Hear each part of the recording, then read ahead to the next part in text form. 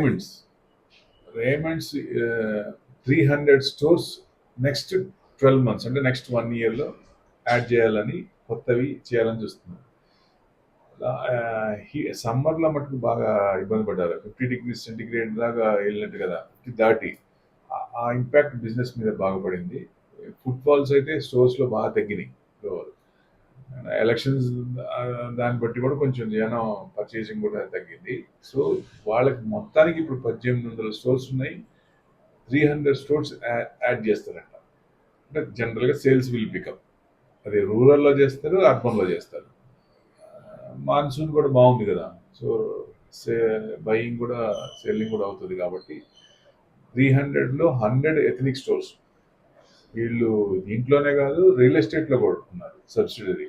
Last year sharp price ఉంది దాంట్లో, వాళ్ళకి మంచి ఇన్కమ్.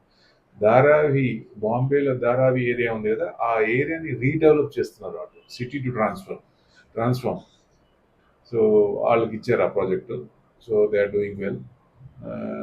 అంటే వీళ్ళకి దీంట్లోనే కాకుండా cement, steel, paints, home products, ఇట్లా డిఫరెంట్ అన్నిట్లో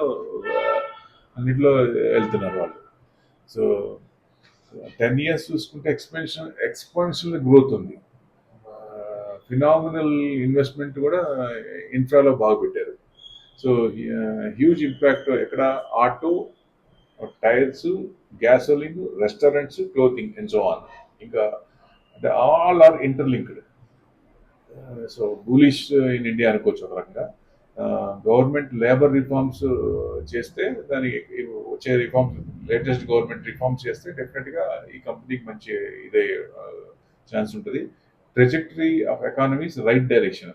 so it's the right time. ఇది ఒక లాంగ్ టర్మ్ ఇన్వెస్ట్మెంట్ పెట్టుకుంటే మంచి రిటర్న్స్ వచ్చే అవకాశం ఎక్కువ ఉంది. Thank you.